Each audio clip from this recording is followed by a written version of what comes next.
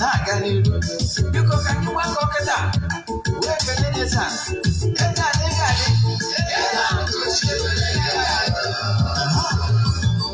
Eze-Ana Ugochi tubelu nwoke ọma na oraifite ị ga-adị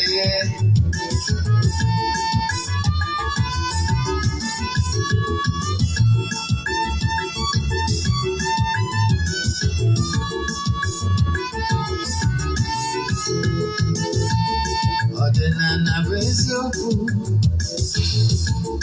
ọdịnala bụ ụzọ ndụ ịma na o nwere olu na-eti mkpu na-asị ụmụ Igbo chigharịa ụmụ Igbo chigharịa kwa mbọsị ọ na-eti n'ụtụtụ n'abalị ọ nọ na nkụzi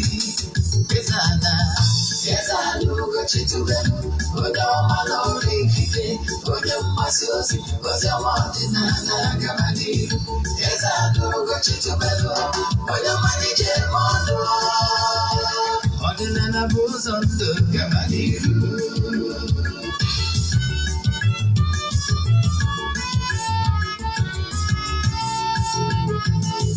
Eze-Ana Ugochi tubelu onye ọma na oraifite onye mgbasa ozi ọma ọdịnala gaba n'ihu Eze-Ana Ugochi tubelu onye mmalite eme ọnụ ọdịnala bụ ụzọ ndụ gaba n'ihu Eze-Ana ga-adị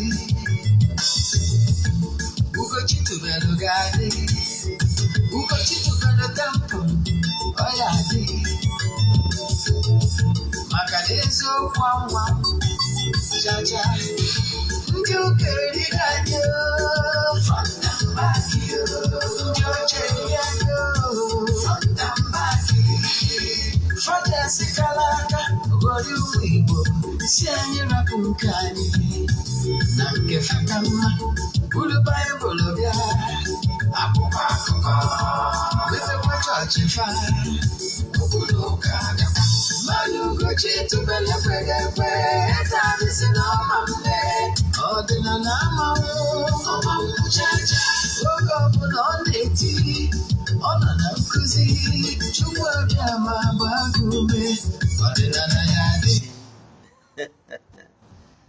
ụtụtụ ọmadụ ụmụ ọdịnala Igbo abịakwa n'oge awa nke eziokwu nke ọbụbụ mụnwa bụ Ogbuefi Eze-Ana Ugochi tubelu na-anọ n'isi ya oge awa nke eziokwu bụ oge anyị ji awa eziokwu niile agba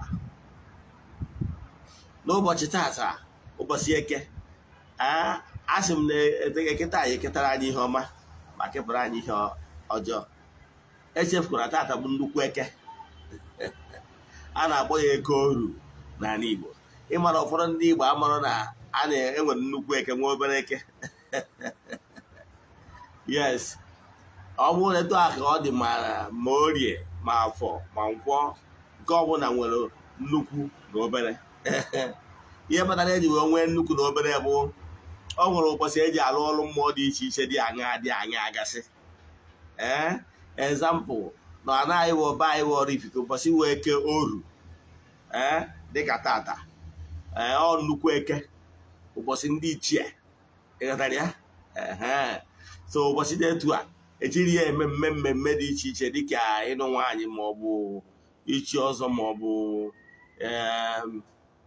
ichi echichi maọbụ ichi eze maọbụ ime ihe ọbụla maka na ome gịnị onye secret day mana eke ọzọ na-abịa n'ụwa ụbọchị ụka bụ eke ụkpọrọ that obere eke ị nwere ike itinye mmemme dị aṅa ụbọchị ahụ yes oge Igbo bụ oge eji ndị mmadụ ji amụta ọtụtụ ihe dị iche iche ịmara na o nwere ụbọchị eji eme mmemme nwaanyị ịnwere idea ịnwere onye na-eji adara list ọ bụrụ na ezire na ụba ihe batara wee ojiri n'ọbịa ha ga-asị ka cheki kalenda ka adịghị deti ihe amụ ihe chekiri ihe gbara ejekọgị deti maka na ihe na gị wepụ ga agbara mgbe ekere nke ụkwa ị maghị dezi aha sị ka cheki o nwere ihe a na-akọsida yes o nwere ụbọchị eji eme nke aga maka ndị ọbụta agba izi ha na-afọ mafọ mbụ Ogbuefi Eze-Ana Ugochi tubelu oraifite afọ ọzọ m abụ m onye isi nchụaja na Ugochi tubelu ọdịnala tempụl anyị na-agba afa mmiri emi n'ụkwazi ọrụ mmụọ dị iche iche abụgazi m onye isi nchụaja na ọdịnala restoration prayer ministry, bụrụkwazi onye mgbasa ozi ọdịnala Igbo. You can call me an ọdịnala evangelist. I will answer. My mission is to help people live better life. Yes, n'ụbọchị taata isiokwu anyị ji bịa taata bụ uru ọ bara, etu o si dị ka mkpa bụ ịga ọfọ nke a kpọrọ prayer n'ọnụ oyibo, ya na uru ọ bara bụ ide esonye na ọgbakọ ayiri n'igwe, ekpere a na-ekpe n'igwe, aja a na-achụ n'igwe. O nwere uru ọ bara, ịghọtara ya? Ya bụ isiokwu anyị ji bịa. Mana bifo anyị gaa n'iru, echefu na ọkwa dị mkpa. Aja anyị na-achụ kwa ọnwa nke ọnwa Mee is loading. Ọ bụrụ na ị chọrọ isonye na ya bụ aja, ndị na-esonye bụ na ya bụ aja amadụgo ka esi eme. Mana maka gị gbaba onye ọfụ, maka gị gbaba onye ọfụ, aja abụ aja mbunye elu, aja ịpụta ihe, aja esigoro na ya bunye ọtụtụ ndị mmadụ elu. Yes, ụfọdụ amarọ the origin of this aja. Aja abụọ aja na-achụkwu uri onwe m personally and I can tell you for fact na ndụ m gbanwere mgbe m bidoro chụwa anya bụ aja. Yes, mana emesiala ya na-eche ego akụkọ a ka i wee mata etu ya bụ aja si bido. Mana emesiala ofu nwa okorobịa nọgoro mba ofesi over 15 years, the only son, wee kpọọ m Eze-Ana nsị ya, wasị m na ya nọgoro obodo Igbo for 15 years and na nwere ihe alụtara. As he speak now, Ana na ego tarụrọ a block na ya gbu ụrọ, and to make the matter worse, na mmụ ya na-ayazi ahụ maka ihi na ọfụbụrụ the only son ya for 15 years. And nke bụ eziokwu, ya gwa m eziokwu, n'obodo ya nọ na ya dị broke, na ya tie tọtọ. Ọnọdụ ya na-akwa arịrị ya metụrụ n'obi. Oru n'abalị mgbe m na-eji anọ ọnọdụ abalị, wee kpọọ ndị m na-azụ si ya na ọnọdụ nwa okorobịa metụkwana m n'obi. Ọ mgbe aka a ji wee sị m mee nya bụ aja na-achụrụ onwe m kwa ọnwa ọbụla, na-eweta mbunye elu mụ mee nya bụ aja ka ọ dị open for onye ọbụla chọrọ ịjoin. Ịghọtara etu o si wee bido? Yes, aja nwa since anyị bido chụwa aja yiri n'igwe a a year plus now. Ịghọtara ya? A year mana aja m na-emebu since m bidoro ụwa dibịa ka m na-eme ya bụ aja. Onye amara ike dị na ịchụ aja ama aghọta. So I had a show testimony maka na ọ dị unnecessary. Ọ bụrụgoro na ị nwere ego iji arụ ọrụ, chụba aja. Ihe adị surprise what will happen. Etu ọnọdụ ka a ga-esi gbanwere nwe ọnọdụ a. Ị bụrụ onye na-akụ ọta, asị ya nwere na-akụgbu ọta ka Jabez, nwanne chụba aja. Ọ bụrụ na onye ekweghị m ịchụwuru onwe gị, join the nke group ma agwaghị uru ọbata. Then ya bụ ihe ị kwesịrị ịma. Ọgwụ ọzọ dị mkpa bụ echefuna na Ugochi tubelu ọdịnala temple anyị nwe Ugochi tubelu movie productions. Ọ ngalaba na-afụ maka ịgbasa ozi ọdịnala Igbo using ihe ejije. So echi watch our movies, gaa na my YouTube channel Ugochi tubelu movie productions, watch our movies that are true life stories. Ihe amụta ihe na ya. Ịchọgoro ịma ka esi efiricha onye ụwa, jee ebe a ihe afọ ebe a atịrị na movie from beginning to the end, maọbụ inye ndị ichie ji ebe anwa watch anya video na movie film anyị kpọrọ The Anger of the Gods. My mission actually is to help people. Ga ebe a ka watch ya. Ọ bụkwanụ na ịbụ onye na-alụ na multi choice ma ọ any television stations and they chọrọ ka ị na-show our movies on your channel, please chat with me. Ihe dị anyị mkpa bụ ka afụ na ndị mmadụ mụtara ihe mmụta litere elele na a na-enweta ihe mmụta so movie anyị ọbụla watch. I can tell you for fact, nwere movie anyị ọbụla watch na ịma amụta ihe, and they're all true life stories. So ọ bụrụ na ị chọrọ ya, chatikwa m. Then ọgwa ndị chọrọ isonye na aja anyị na-achụ kwa ọnwa nke ọnwa Mee, maka gị wabụ onye ọfụ, send ya m 3 prayer request gị, email donation token to the account number. Chat am na WhatsApp ka ngwazie gị other details I need from you in order to book you. My WhatsApp number bụ 0805-7837-672. I repeat, 0805-7837-672. chat am na WhatsApp for any other challenges you are having. Then nke a ọkwa dị mkpa, amasịgo m ọkwa dị mkpa. Ihe ndị ọzọ niile ị chọziri ịma gbasara Ugochi tubelu na temple. Ndị ga-afụ na our YouTube channel ma ọ bụ n'ije na our na movie channel anyị bịa watch ihe ndị a. Ka anyị gaba n'iru movie lecture anyị today ama eto ogologo mana ige ntị ga-amụta something that will change your life for good. Gịnị bụ isiokwu anyị? Anyị wee kwuo na isiokwu nke ụbọchị taata bụ uru ọ bara bụ ịga ọfọ. Gịnị bụ ịga ọfọ? Ịga ọfọ bụ ikpe ekpere. Ịga ọfọ bụ ikwubi okwu. Ịga ọfọ bụ ikene entities of powers, ikene Chukwu okike ma kwubikwazi okwu maka ọdịmma anyị. Ọnya bụ ịga ọfọ. Anyị wee kwuo na onye ọbụla adị aga ọfọ, onye ọbụla adị ekpe ekpere, onye anụ ọbụla adị ekwubi okwu n'ihe gbasara ndị ya, na onye na-etu anwa the prayerless, and for that reason na onye na-etu anwa the powerless. Ọnọdụ ọsụkwa ya bụ na onye abụ ihe na-eme na n'ime ndụ gị, na ịghọtarọzi ihe na-eme n'ime ndụ gị atọ. Nwanne gọba ọfọ, nwanne chụba aja, maka na ịga ọfọ na ịchụ aja bụ the key. If you don't like what is happening to you right now, in fact, you need to be angry about what is happening in your life right now. And the only solution to it, the only solution to it, cry. The only solution to it is one negabo, one nechubaja. And when so many ways he will go for, when many ways he will swatch. I nwere ike ịchụ aja aka mkpa gị, nwekwa ike isonye na aja iri n'igwe. Mana ihe dị mkpa bụ na ị ga na-ewepụta time for ya ịga ọfọ in a special way.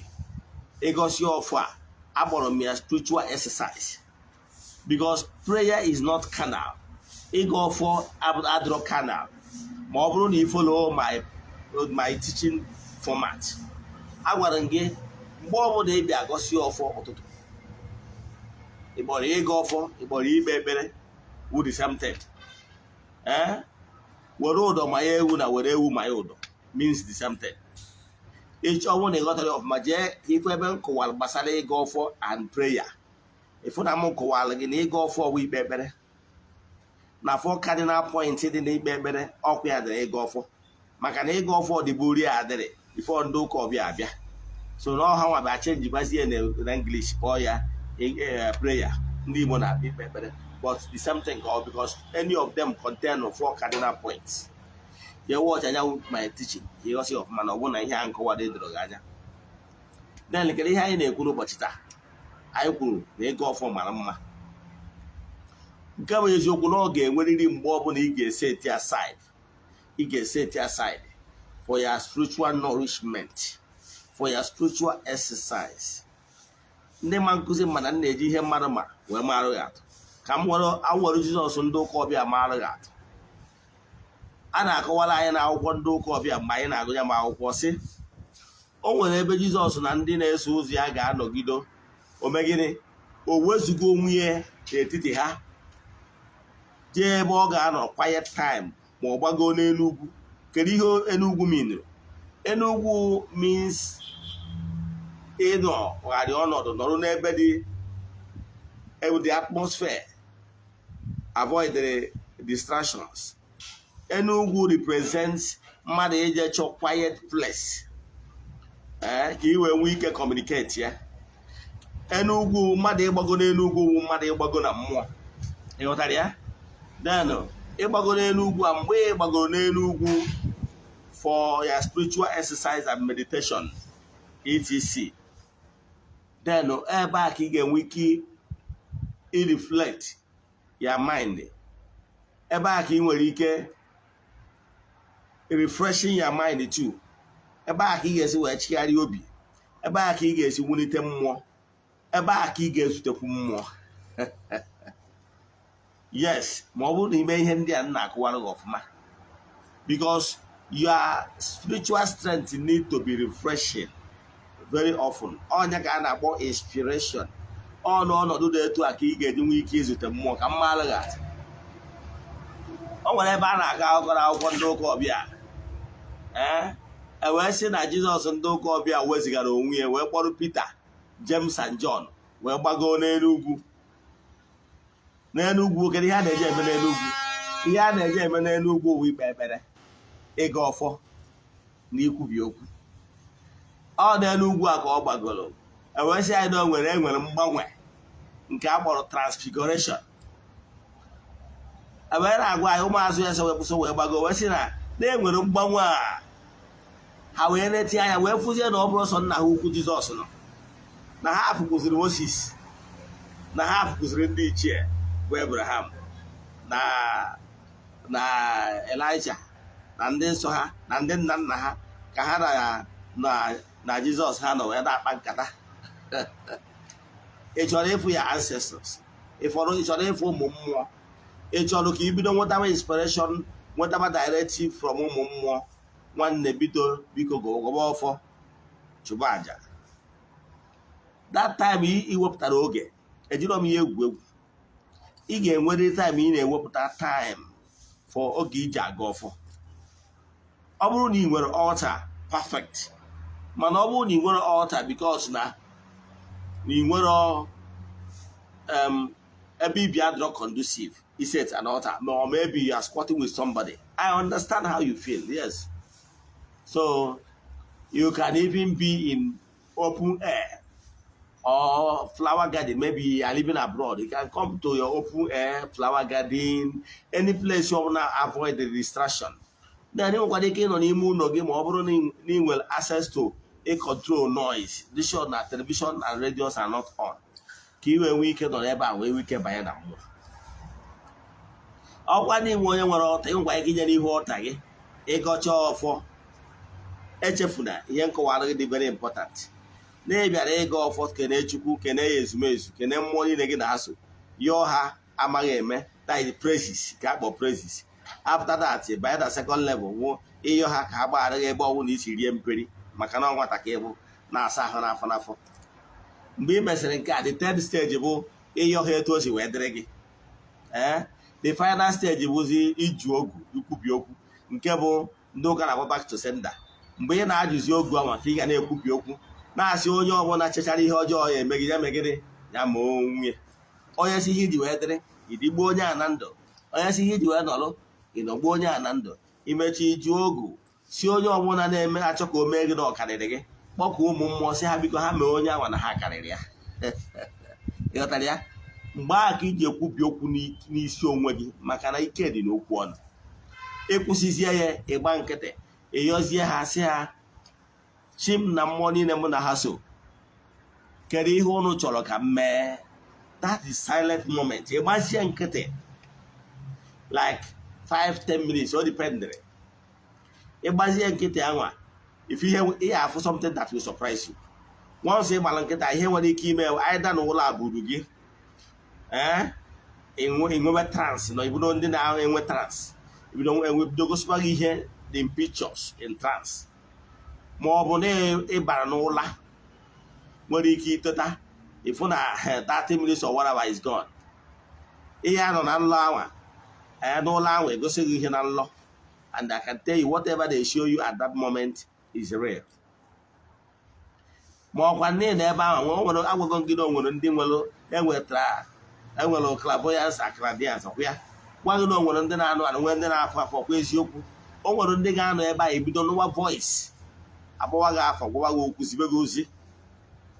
Nke bụ eziokwu bụ na ibido kwutuba ozi ndị a ị na-enweta n'oge a n'ọrụ, ndụ gị ga-awụ ndụ gbanwere agbanwe. Enwekwara ihe a na-akpọ intuition. Intuition bụ that tiny voice na-abịa n'ime obi gị. O nwere oge ọ ga-eruo, that intuition voice ị na-asị na ọ dị very small will begin to grow louder. Maka na anwụ na intuition na-agwa gị okwu, ị na-ekweta na-eme intuition a na-adị louder. Maka na onye afụrụ gwa o kwere ihe a gwara ya, afụkwa ọzọ eme gịnị agwakwa ya.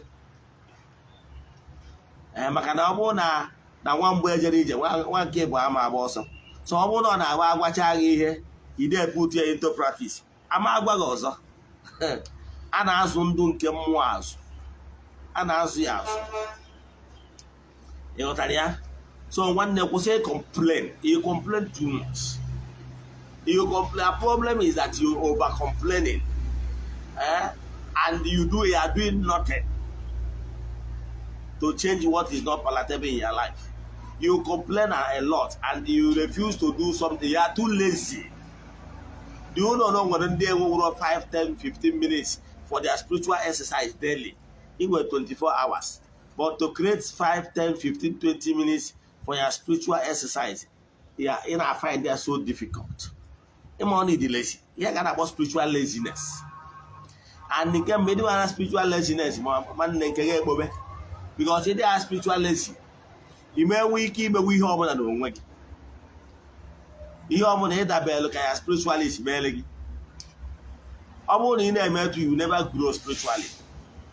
You must create time. And when you get spiritualist, now walk here, now Georgia, now you're the singing. Man, no more than a hassle. Gana, see on your natural guardian. I say, when they're on you, you're this year. Ọchọrọ ọ na-enwe ihe ndị anyị na-akpọ nchọwụdụ. That is a lesbian attitude. O nwere na onwere ihe na-eme. After all, I go my spiritualist, ego ka ọlụ. From your own end, you are doing nothing. Ụmụ mmụọ na-asị na onye na-aya ayịyọ n'isi ya. Ọnọdụ ka nwatakịrị mere ihe ọjọọ, iwe kpọrọ ya jee na nke parents ya ka eri ayịyọ on his behalf or her behalf. Ịkpọrọ nwatakịrị arụ ebe ọ na-atara chingom. They show do less attitude. They go see the attitude to the parents. The parents were getting the only in a year this year. Or do Koya one in Cherry Kobe. No game to go ye, but more. You got idea? So, the only in a year chigarino. So, move for the Oyen there to a one or 2 melon or logagaro. Magofodo will get the attitude in a put more than us in the Nonia this year. Because they're not on Cherry. So you na check one level. As you go to uri in a matter na from your own end, you must be doing something. That something you will be doing can not quality. You get create the time. You will get it for Luna alarm. You will create the time for your spiritual reflection. My energy cobia and na check one again. You will develop your spiritual strength. Yeah, they work groups. Ihe mmadụ ji aba na groups enwecha ama prayer warrior den anyị nwa nọcha na ndị na-eje mountain anyị anọcha mgbe a nọ na Bible Society nọ na group a na-akpọ Caritas every Friday anyị ji enwe prayer meeting every Friday anyị amago na anyị ga-fast then till anyị bịa bido by 4 hours anyị ga-anọgido till around 7-8. Mgbe ji na-arụzi na be gị ka ihe ejiri nri for that Friday. You know why? Because no nwere ndị anyị ga-ekpe ekpere n'isi ha. So anyị need ka anyị nọrọ na fasting ka anyị wee ekpere ha ekpere. Etu a ka anyị si ghọta ya mgbanwe. Mana ihe dị mkpa nghọtara na ya bụ the importance of that group anwa anọ as brethren.